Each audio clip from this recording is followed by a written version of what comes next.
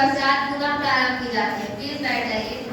जिसके परिणाम स्वरूप आने वाली 3-4 महीनों में तेजी से प्याज के मूल्य में कमी आएगी। सरकार ने आवश्यक वस्तु अधिनियम के अंतर्गत प्याज के मूल्यों में निर्यात में रोक लगा दी है।